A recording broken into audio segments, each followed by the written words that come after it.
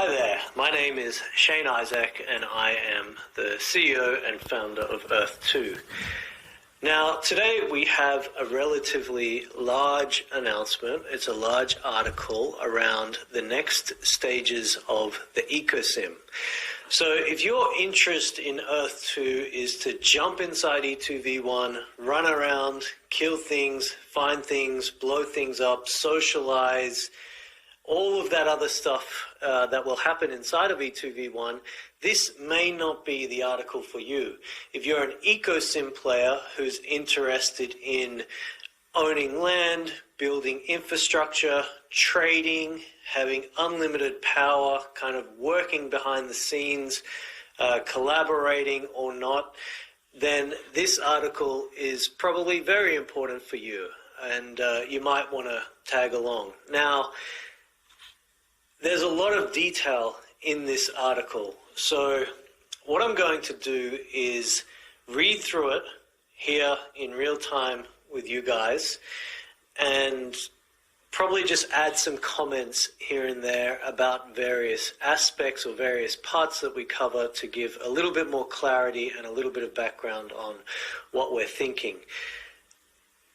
The ecosim inside of Earth2, we're aiming for it to be quite realistic.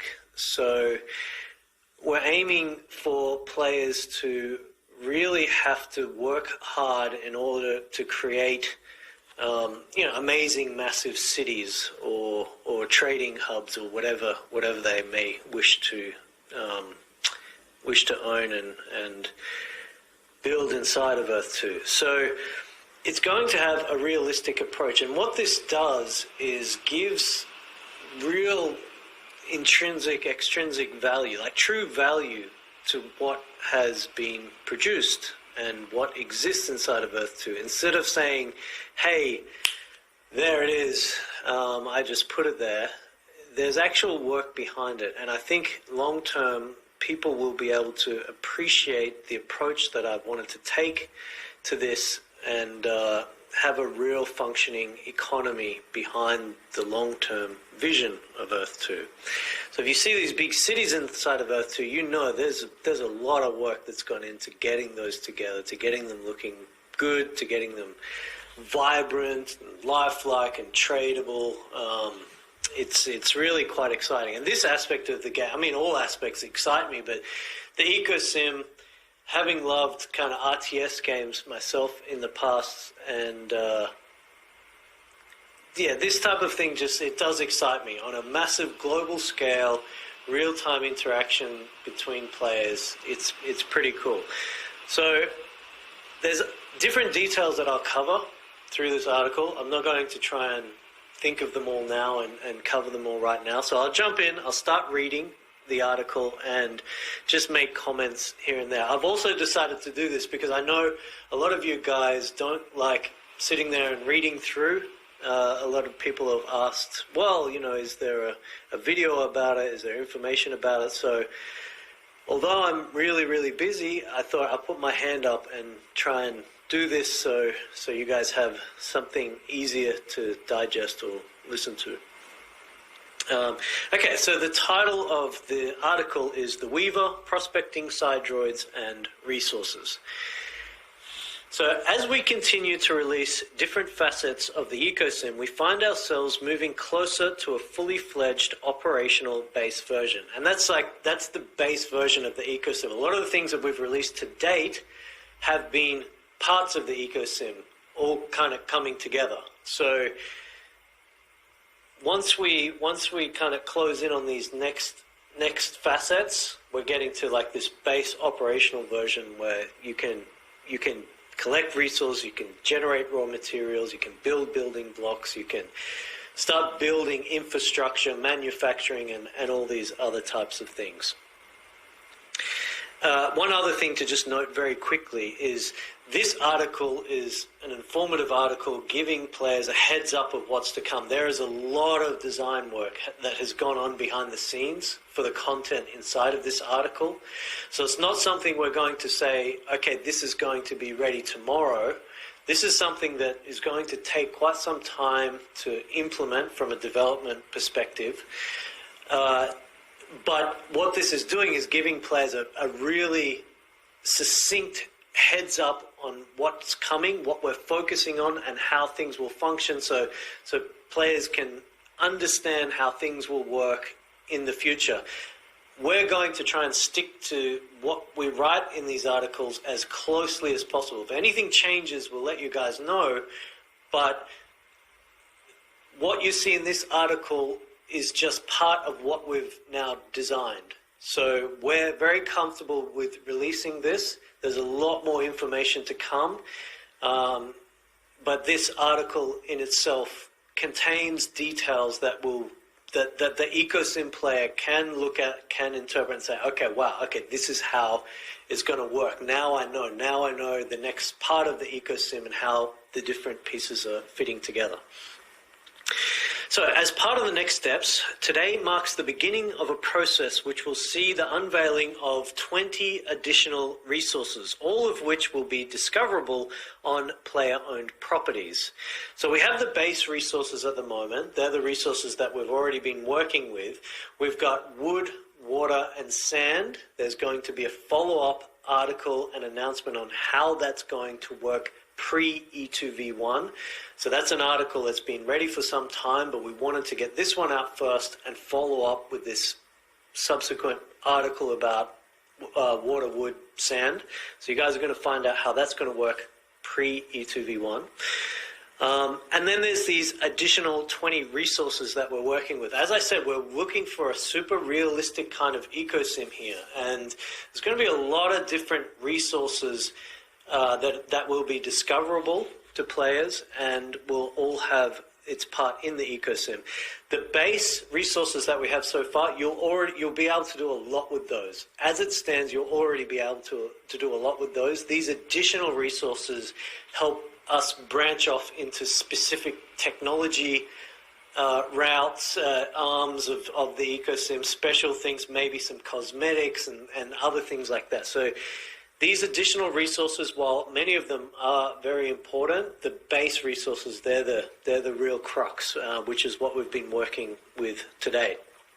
Now, what this also does, these 20 additional resources, it helps maybe new players come in as well and be able to locate these probably rarer resources. And what that does long-term as well is help players trade, trade these resources between themselves, which is what we want. We want a thriving environment long-term inside of Earth 2 for players to be generating resources, raw materials, building blocks, and using them for themselves, but also trading them on a global scale. So a logistics system that trades them. And that is something that we will always be looking to promote. Okay, I've just got through the first paragraph here, and I don't know how many minutes I've been talking, so I'll just keep going and try to keep this as short as possible. So periodically, one or more new resources will be unveiled at a time, and the E2 PRV system will open at the same time to accept claims for these resources on player-owned land. So what that means is every week or two, we will be releasing or revealing what one of these new resources is, and that will give the opportunity to players to set up, it'll open up the E2 PRV, the player resource validation system, to claim that resource if you feel you have that resource on any of your properties.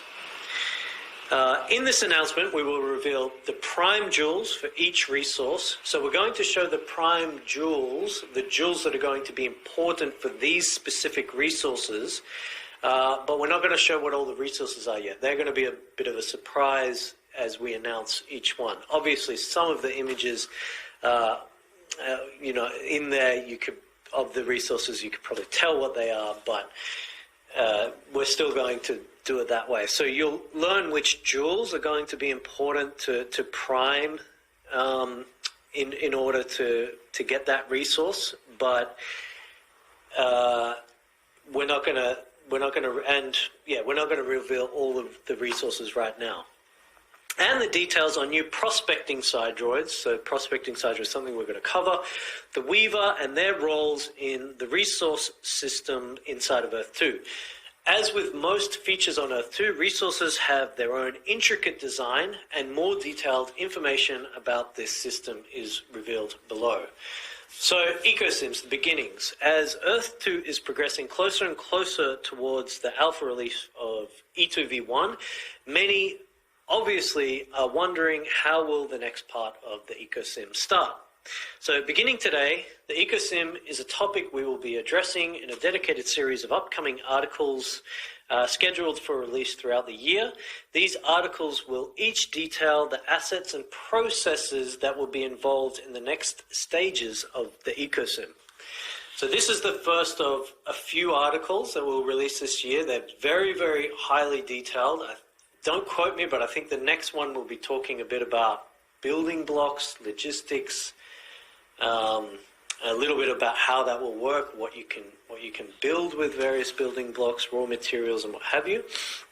Now, this series of announcements is designed to progressively educate the Earth 2 community, specifically those who are interested in the ecosim aspect of Earth 2, of the many features and mechanisms of the ecosim, and prepare players for the final ecosim chronicles announcement preceding the launch of version 1 of the ecosim, or the base version that I referred to a bit earlier. Resources and prime jewels, which are covered more deeply in this article, are two of the cornerstones of the early ecosim gameplay.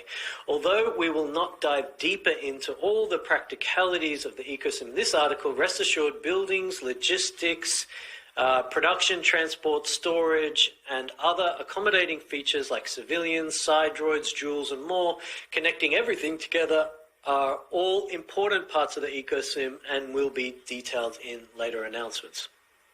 Okay, so now we get to resources. Whether you want to deliver and share an experience, play fully immersed inside the virtual world, which is E2v1, with digital assets and items, display ads, promote external games, sell physical goods via digital storefronts, share a link to external experiences, or create buildings or create other general Web 1 e-commerce products or services, you are going to need buildings and infrastructure of some sort. So in order to do that, you need these buildings inside of Earth 2, right?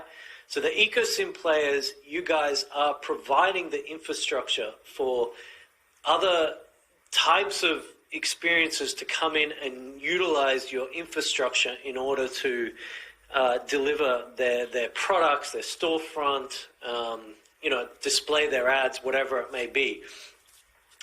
Now, I mean, this is obviously something I could have said, look, yeah, we're going to be really greedy here, and Earth 2 is going to control all of these aspects.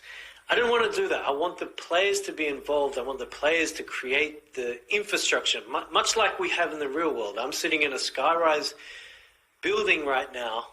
I don't own the building, but we lease space in the building.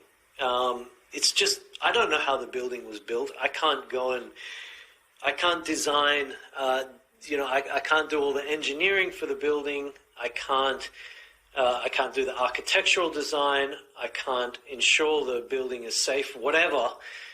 I can't do that. So, but that's what the ecosims players will kind of do inside of Earth 2 and provide an environment for others to come in. Will it be buzzing tomorrow? I don't know, but this is a long-term vision and kind of plan that we have here and that we're working on. So it's step by step.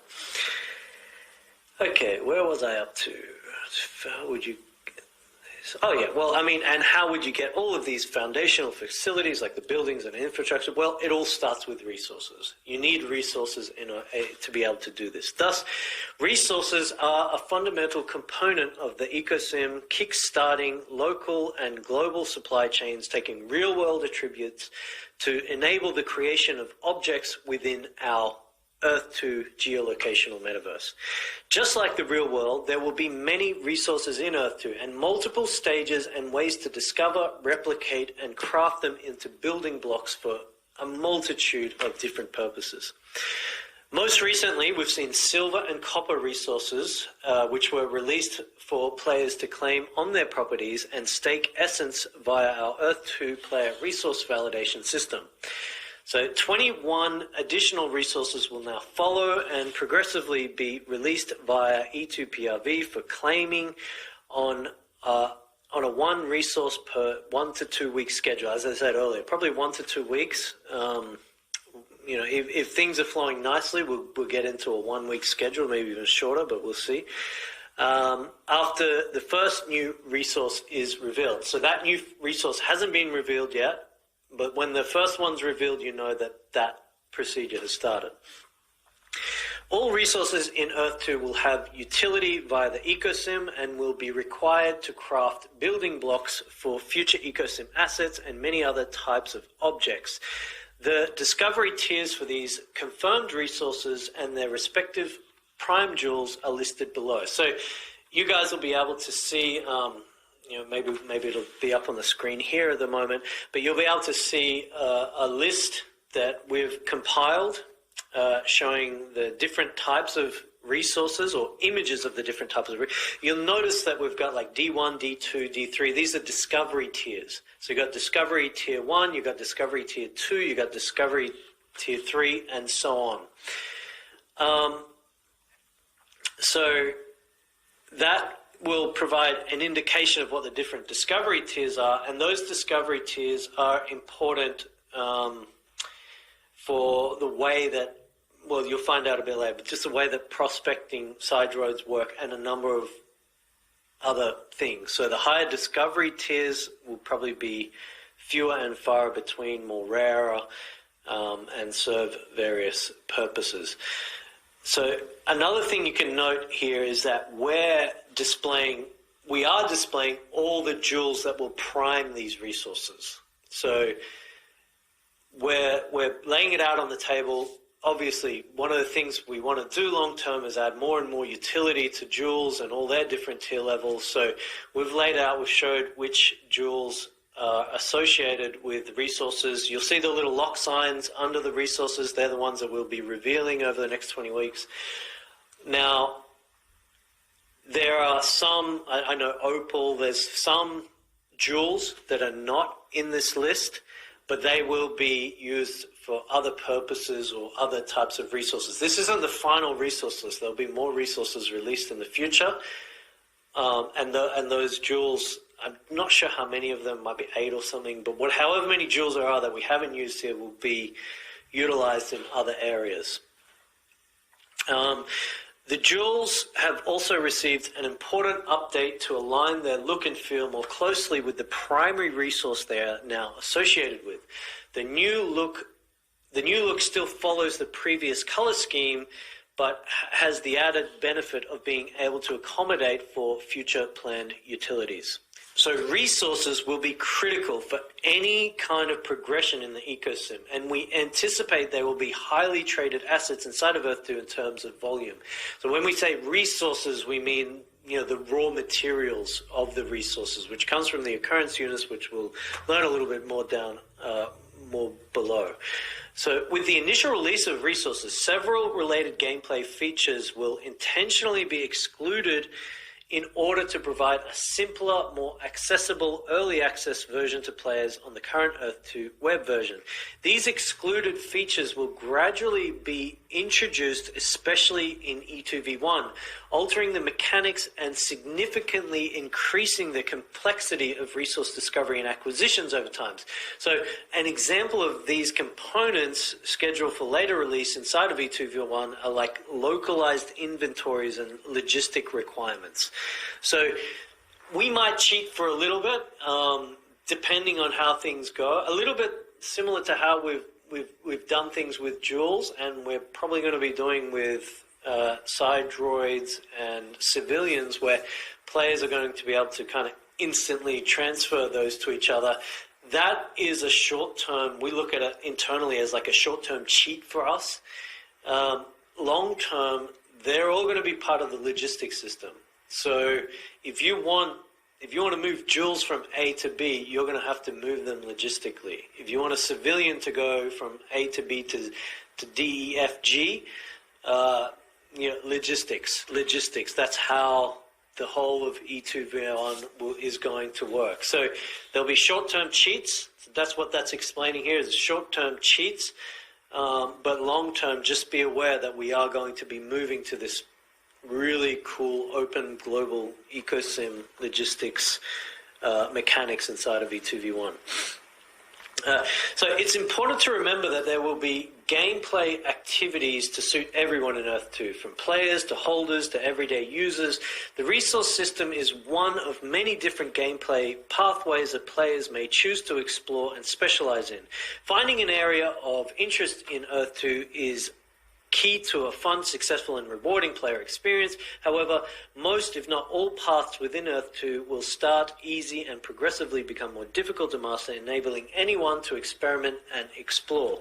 This type of gameplay pathway empowers anyone to improve their stats and expand their virtual portfolio by yielding higher rewards the more they choose to invest time and implement advanced strategies inside the ecosystem.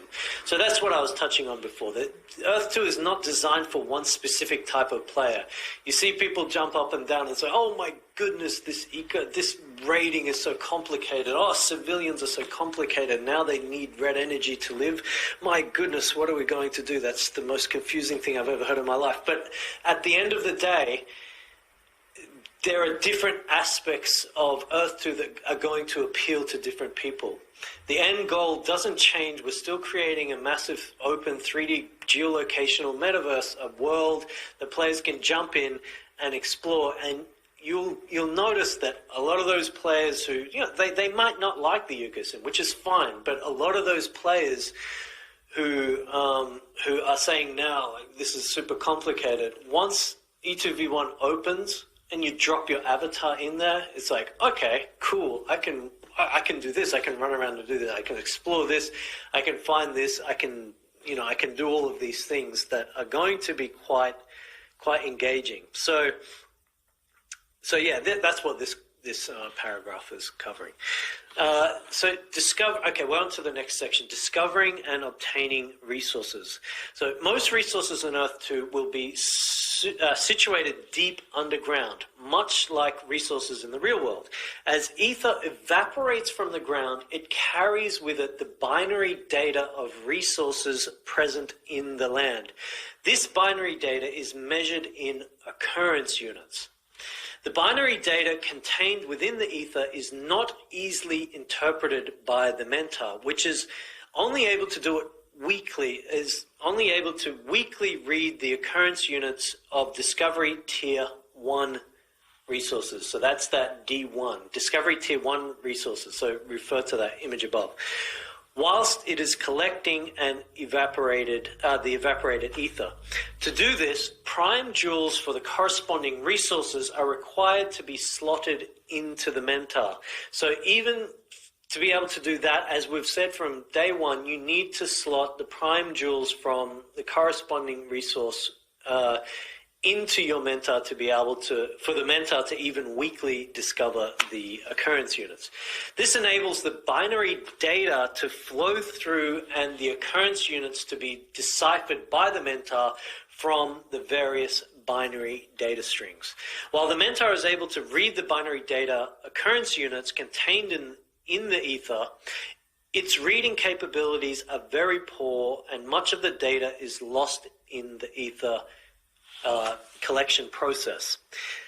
So from there, enter prospecting sidedroids. So due to the inefficient reading capabilities of the mentor, alternative methods for decoding the binary data had to be innovated in order to access higher discovery tiers of resources and to optimize reading efficiency. Raiders would soon discover, that's Raiders, side droid Raiders, would soon discover that their raid side droids could be modified by fusing prime jewels into them, that's fusing, burning, into them, which allow them to read binary data. Owing to the intrinsic sidedroid technology already enabling them to detect and capture ether. So the sidedroid will still be able to raid, but this fusing of the jewel itself in the sidedroid gives the sidroid this additional ability. Many attempts using prime jewels to re-engineer the RAID sidroids did fail, and it was quickly noted that each sidroid type had a jewel color it could be successfully fused with.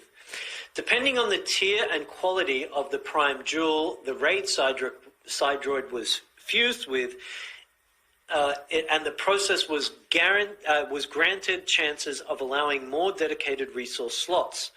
So fusing a brilliant jewel gave the additional perks of more power cell slots, and other benefits are still unknown. So just quickly on the brilliant side, the brilliant jewel, we want to continue adding, obviously, cool perks for brilliance. I think there'll be more than what's listed here for what fusing a brilliant jewel could do, and I'm not sure exactly how that will work. So take that with a grain of salt, But what we're saying here is, when you fuse your sidroid with one of these jewels, you actually get the chance to. There's a random chance for opening up, depending, I think, on the quality of the jewel. There's a random chance of actually opening up permanent slots on your jewel, specific for the ecosim resource, the resource aspect of Earth 2.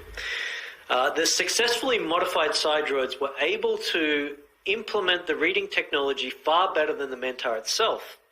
However, each sidroid type was only specialized in discovering and reading one specific type of resource. Reading and capturing a resource occurrence unit occurs at the point of ether collection, extracting the occurrence unit's data directly into the sidroid's memory. Thus, prime jewels were proven necessary to modify RAID sidroids, granting the additional function of prospecting to read resource occurrence units and at a higher, more accurate rate than the Mentar. So these prospecting sidroids, once fused, they can, when they collect the ether, they can they're much more efficient at reading the occurrence units and gathering those for you. So you can still get those, those D1. You can still use the Mentor for those D1s at a weaker level to get those occurrence unit and manufacture raw materials. But these prospecting sidroids, that's where it's at if you want the best kind of result or the highest possible reading of the occurrence units. Results from early experimentation also revealed that the additional resource slots obtained could support supplementary jewels, enhancing the effects of the fused prime jewel. Through this experimentation of sidroid modifications and jewel fusion, the blueprints of the prospecting sidroid were invented. It quickly became clear that prospecting sidroids would be a key to discovering higher discovery tier resources on player-owned land. As the demand for prospecting sidroids increased, the later prospecting sidroids were manufactured and built for purpose rather than modified from existing RAID sidroids. However, these purpose-built prospecting sidroids would not have the ability to raid, thus creating many new potential scenarios for landowners to consider. So we're talking now about these manufactured prospecting sidroids. One thing we don't want to do is inside of Earth 2, and I talk about this with game design. One thing we always want to add a kind of a grind version where players can kind of grind away and still make their way through the ecosim without being. Sometimes you're going to have to purchase things from other players and trade, but we want to try and add ways that players can still grind through themselves. So here we're saying, okay, you've got these ethereal sidroids that can raid, right? You fuse them, you can fuse them with jewels and unlock new abilities for them, which is the prospecting sidroid, collecting occurrence units and what have you. Now, that starts to expand the utility on these sidroids that can raid and prospect and, not probably, but other things that we're going to reveal in the future. But you also have this ability to manufacture these sidroids, but these sidroids, they won't have the ability to raid. They only have one ability, which is to, get get this higher level, these high level discovery, because you remember the mentor can only get the D1. So if you want like D2, 3, 4, 5, whatever it is, you're going to need side droids to be able to gather those occurrence units. So what this manufacturing prospecting side droid does is, you won't require a jewel to be fused on it, but you got to manufacture it. So as it's noted here, it says, however, manufacturing prospecting side droids from scratch requires quite a substantial amount of raw material and building blocks instead. So prospecting side droids with lower rarity require less raw material when manufactured. So what we're saying here is that each type of side droid can be replicated for its future uses in most cases, for its future utility.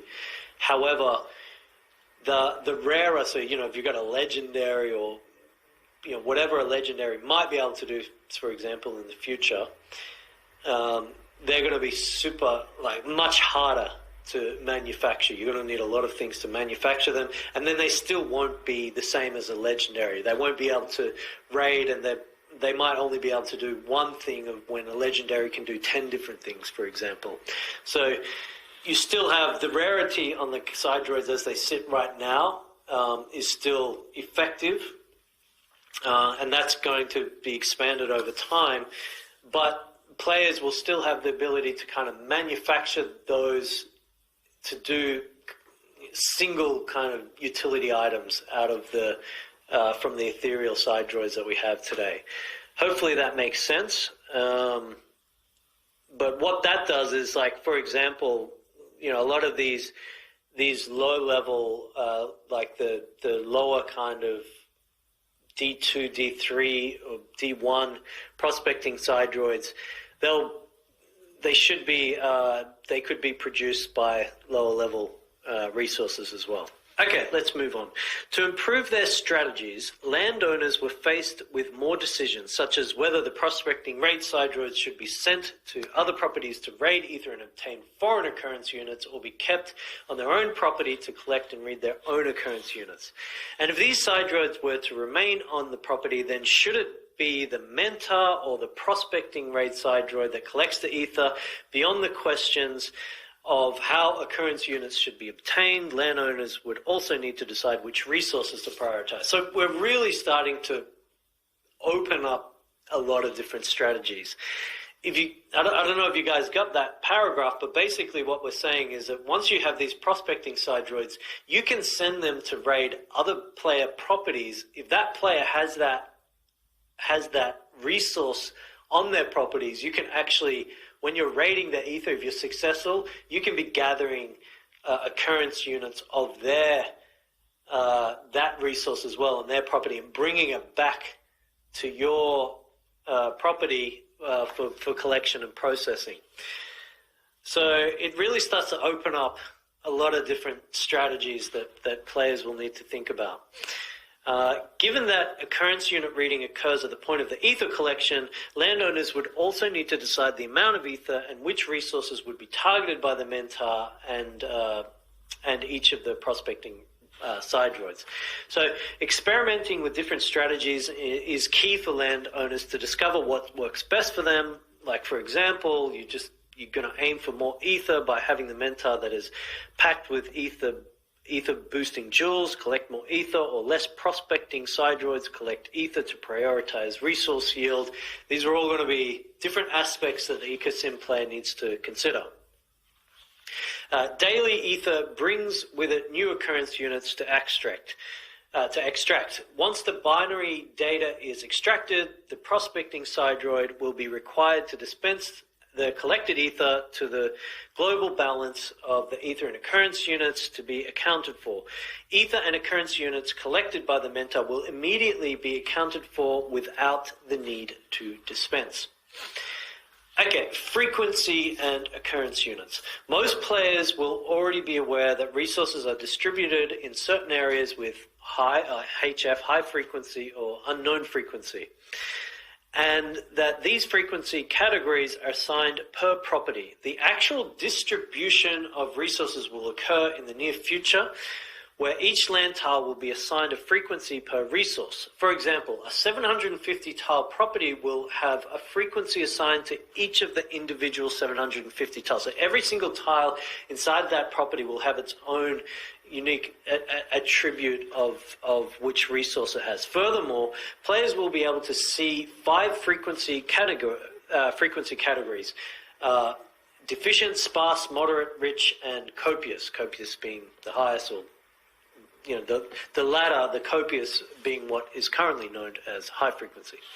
A property will always be assigned a dominant frequency, for example, copious frequency, but the individual tiles making up the property will still have their own frequency categories assigned to them, and potentially even a few tiles with no resource frequency at all. In other words, a property that has been assigned copious frequency of a resource will still consist of tiles that each range from no frequency all the way up to copious, and a property that has been assigned moderate frequency for a resource will consist of tiles that each range from no frequency to moderate frequency only. While a property that is copious will not likely consist of tiles which are all assigned to copious frequency, they will still have more occurrence units in the ground than a property of a lower frequency category. For now, landowners can see if a resource exists on their property. Neither the precise frequency category nor the occurrence unit information will be available initially, except for those whose properties have been assigned HF, high frequency, also known as copious frequency. Players will be able to discover different resource discovery tiers by participating in the E2 PRV scheme, claiming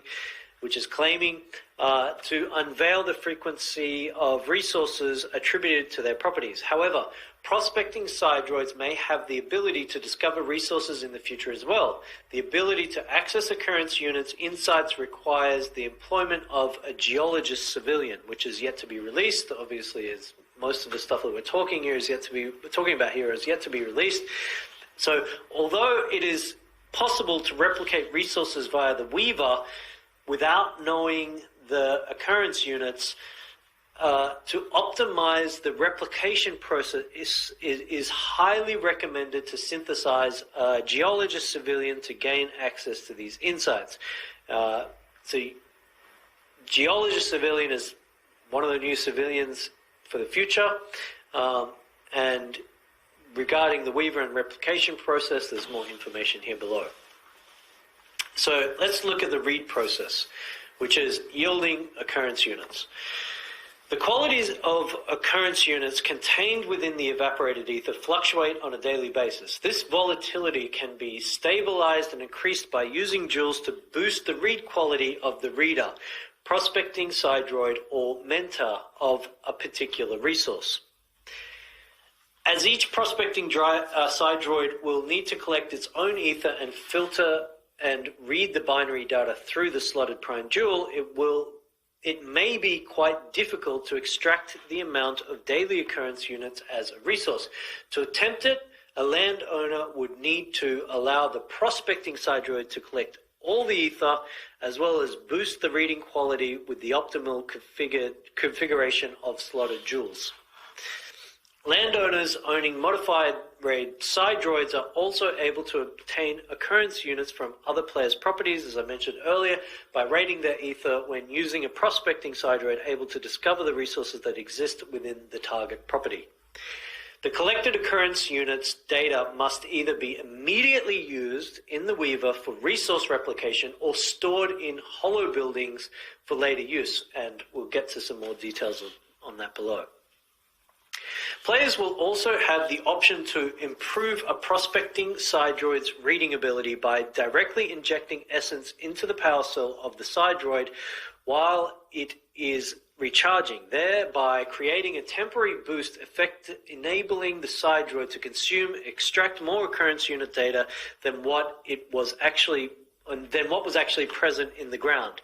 This temporary effect requires essence to be irreversibly consumed.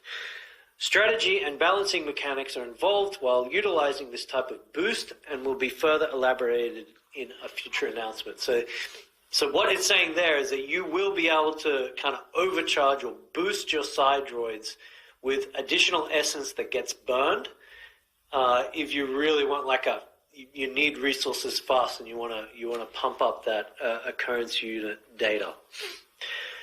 To obtain an approximate understanding of the daily availability of occurrence units and cubic meters, players must train a civilian in geological knowledge, the geologist.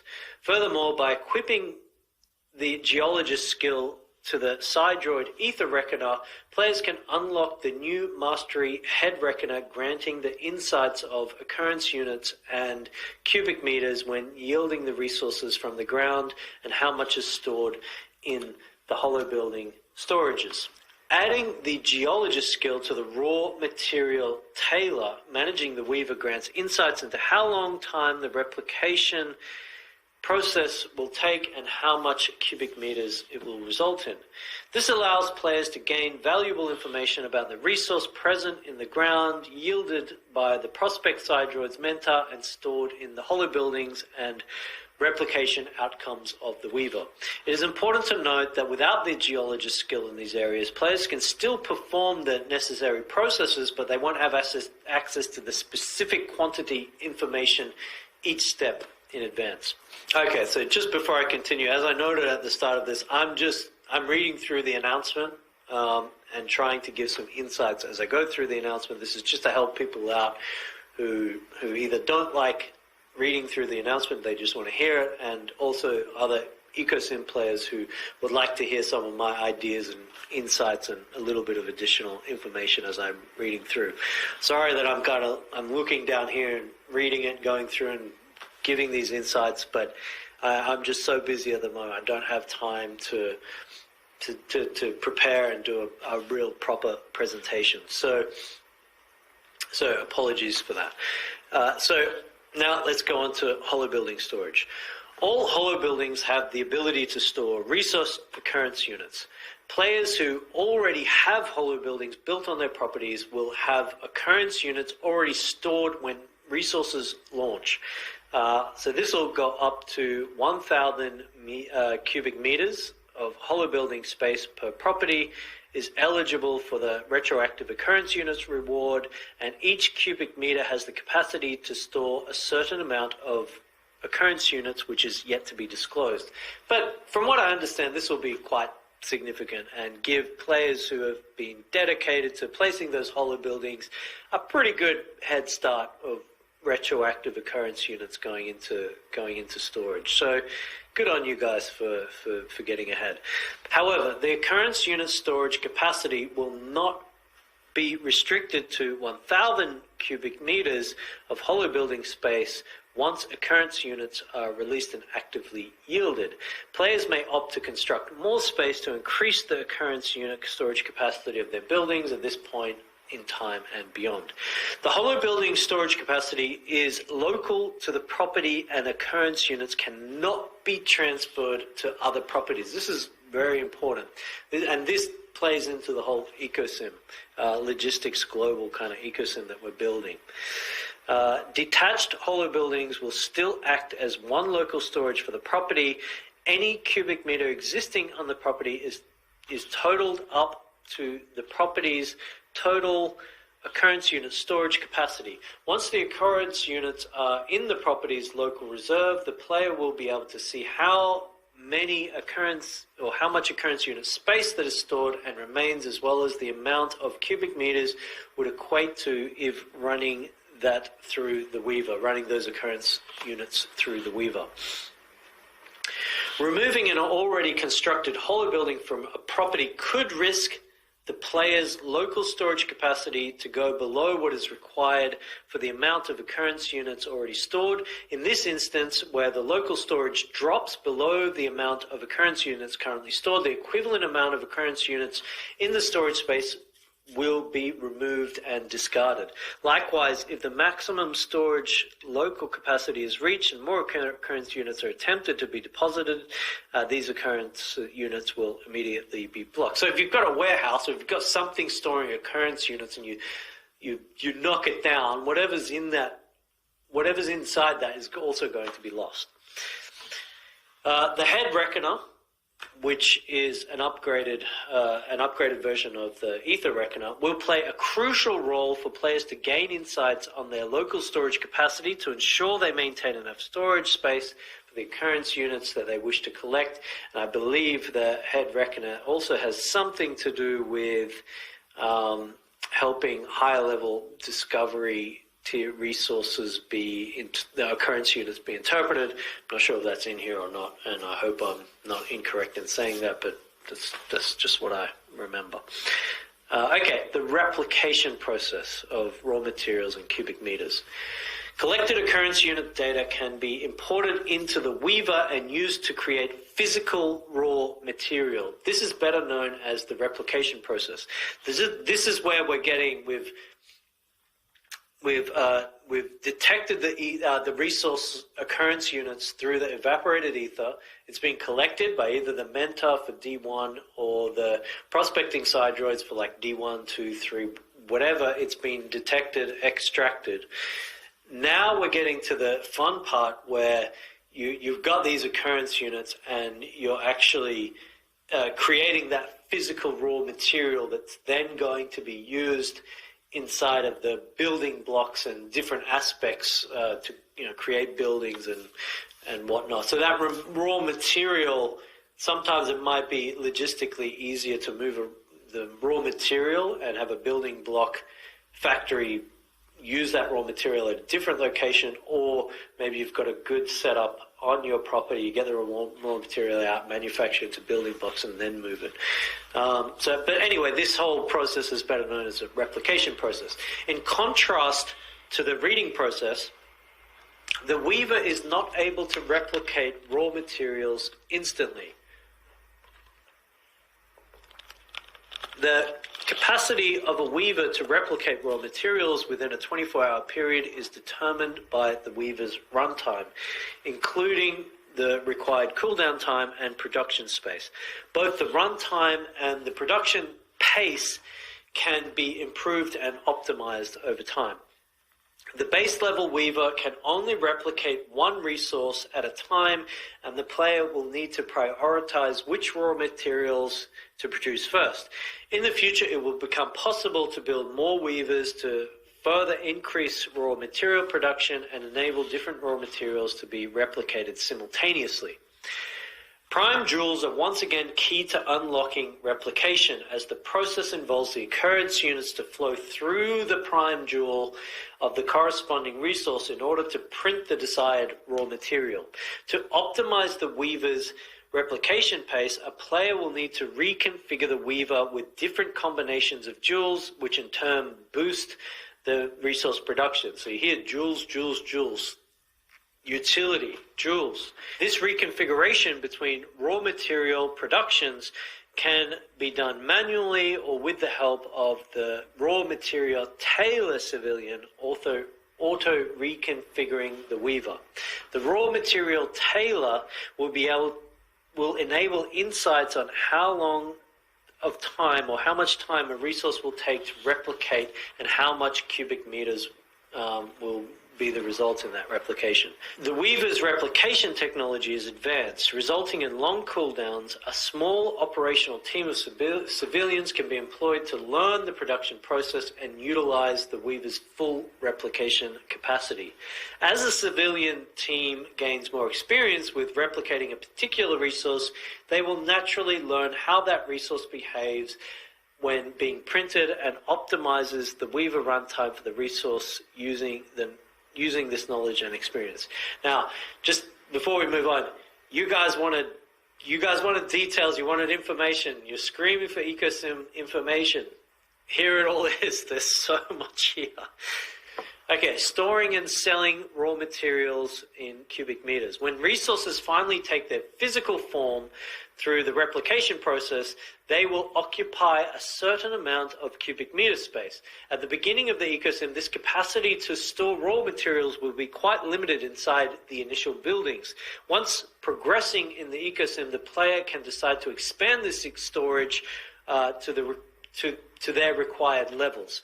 Raw materials will be tradable in the bazaar. Logistics will be a key requirement for transporting raw materials to buyers. So as I said, inside E2v1, there may be players inside E2v1 who are just solely focused on moving and transporting, focused on the logistics of moving things around. So you might have a specialization in moving gold around or coal, or you might cover a lot of different things. You might have a special route from America to England, or France to Italy, or South Africa to the Australian West Coast, or the spice trade route, I don't know, through China and India. You might be specialized in certain areas. Players might want something, but they're not too worried about how long it takes, and then they'll opt for kind of cheaper transportation or less whatever. Or you might even be a mogul and you have it all yourself. You have civilians powering and moving things around. You might be a player who's just starting out and you want to physically move things around inside of E2v1 to get yourself ahead. So yeah, it's really quite exciting on the information that is shared here. It gives a really good initial insight into how things will work. Obviously, there's other levels that we'll disclose over time, but hopefully what players get out of this is just a step-by-step understanding of the initial process on how resources work, how they get detected, how they move from detection into storage, either storage or direct manufacturing. So, and then how those occurrences move, they move through the jewel, the prime jewel, into the weaver, into a raw material, which can then be used as that foundational physical resource, or that material that can go into building blocks or other things that are required. So there are a few Q&As that will be added to the bottom here. I won't go through those now. I think this video is going to be long enough. So hopefully that helps some people understand. Hopefully that makes it a little bit easier. Also, some of my insights, hopefully that's of interest to some people. If you guys like this format, I'm so busy all the time. However, if you guys like this format, let me know. I'll try and make it a more common thing where I can go through an article, give some feedback and thoughts, reading through the article. Let me know. I'll try and make more of an effort to do that. If not, I'll just keep my head down and we'll just keep pushing forward. Hopefully for the EcoSim players out there, this is interesting. I know it sounds like a lot of information, but when you boil it down, it really is just that process. And our team will ensure that that's a really, it's a nice process to follow per property, and that civilians will be part of automating that process after it's set up. So anyway, hope you guys like that. There's probably a million other things that I could mention or talk about at the moment, but I won't start going down new rabbit holes. And good to see you guys again. I know it's been a little while, just so many things going on. Take care. For those of you in the Northern Hemisphere, enjoy your summer holidays, good weather, good times, and look forward to seeing you all again soon. Goodbye. Hey guys, before I go, I just wanted to touch on one important aspect that I didn't quite cover in the previous video. One of the other reasons for setting up these resources and buildings and factories and what have you is that as a player, you're going to be able to manufacture a lot of the digital items, accessories, and objects inside of Earth 2. So you could even focus on, for example, being a ship manufacturer or like a flying car manufacturer. Obviously, the more advanced the vehicles or products are, the harder they are to manufacture. But then at the end of the day, once they are manufactured, you can sell them to a wider group of players. So there may be players who don't play the EcoSim but want a nice car, for example. the future that I see of Earth 2 is to provide a way for players to be able to produce these digital items and sell them directly to the player. A little bit kind of different from the traditional game industry standard where everything is completely created by the game provider themselves, and they're the ones who are the end beneficiary of selling those items. So I just thought I'd add that. It's quite interesting. I think it's pretty cool that all of the content or all of the items inside of Earth 2 will have touched players at some point in time through the ecosim, and the byproduct, which will be a kind of, I guess it's a capitalist market where players, there'll be a dictation of price depending on supply and demand.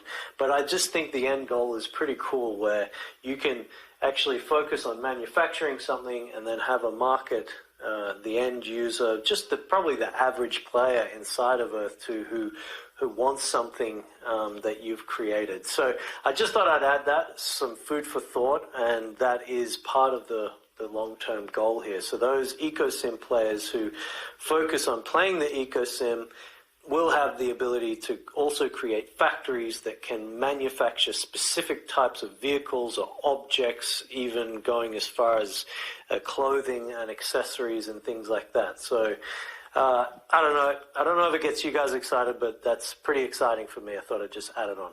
See ya.